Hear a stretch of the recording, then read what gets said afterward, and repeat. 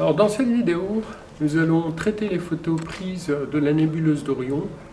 Je vous réfère à la vidéo précédente où j'ai parlé d'autoguidage, où j'ai montré comment on faisait l'autoguidage. On avait installé donc la caméra au-dessus de l'appareil photo pour permettre l'autoguidage. On a connecté l'ordinateur avec le logiciel PHD vers la monture et vers la caméra d'autoguidage. Mais le sujet de cette vidéo sera de traiter les photos qu'on a prises. Donc on a plus de 400 photos de la nébuleuse d'Orion. Et pour les traiter, il va falloir aussi corriger tous les défauts qui vont apparaître à cause du fait que le capteur va chauffer avec les photos prises à 10 secondes de temps de pause à intervalles réguliers. Donc 400 photos, ça fait chauffer le capteur. Et donc pour cela, il va falloir ajouter d'autres types de fichiers qu'on va empiler dans Deep Sky Stacker. Alors les autres types de fichiers qu'on va ajouter, ça va être d'abord les darks. Et les darks, ça consiste à garder le même temps de pause, les mêmes ISO, et juste mettre le capuchon sur l'objectif. Donc en fait, l'appareil photo va prendre que du noir et prendre 20-50 photos comme ça. Et ensuite, le troisième type de fichier, ça va être les offsets. Alors tout en gardant les mêmes ISO et le capuchon sur l'objectif, on va monter la vitesse de prise de vue au maximum que permet l'appareil photo, c'est-à-dire un 4 millième, un 8 millième de seconde. Je pense qu'avec le DC1200, un 8 millième de seconde. Et on va prendre 20 à 50 photos comme ça. Et puis la dernière étape, ça va être les flats, qui permettent de corriger tout ce qui est vignettage, tout ce qui est tâche sur le capteur, tout ce qui est tâche sur l'objectif, donc tout ce qui est défaut optique.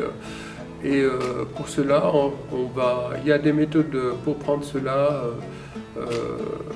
de nuit, en mettant par exemple une tablette de couleur uniforme toute blanche sur l'appareil photo, mais comme j'ai pas de tablette, je vais attendre qu'il fasse jour parce que ce genre de fichier ne dépend pas de la température. Mais par contre, ce qui est important, c'est garder la même position de l'objectif, mais comme l'objectif est fixé avec du gaffeur, il risque pas de bouger pendant la nuit.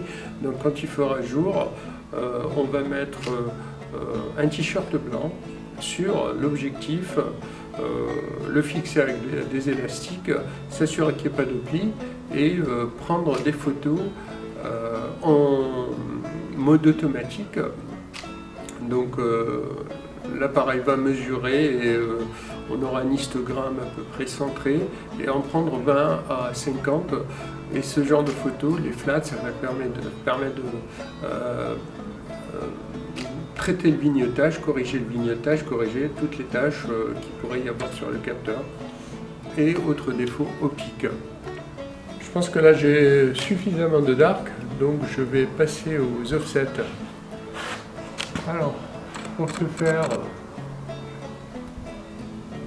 je vais désactiver l'intervallomètre,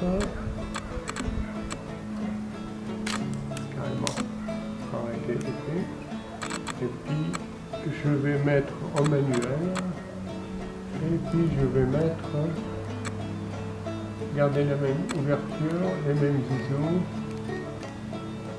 et mettre le temps de pause maximal que permet l'appareil photo. Donc là, je suis à 1 millième de seconde. Je vais prendre 20-50 photos. Et ça va constituer les fichiers offset qu'on va traiter sur Deep Sky Stacker avec les autres fichiers.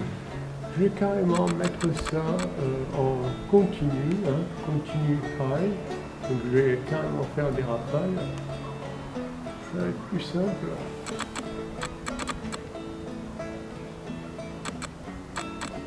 Alors l'objectif est toujours couvert par le capuchon. Donc c'est tout noir. On verra dans la vidéo plus tard pourquoi on prend ces photos et quels sont les défauts qu'on essaie de corriger. Allez, je lance la rafale.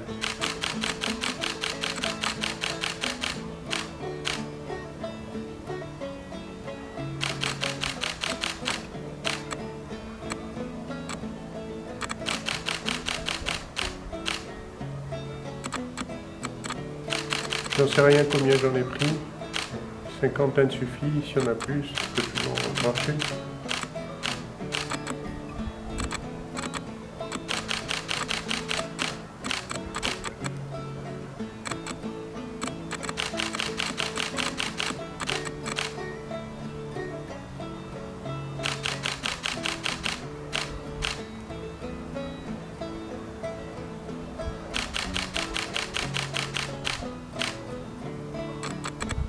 Je pense que j'ai dépassé la 50aine les dernières fois.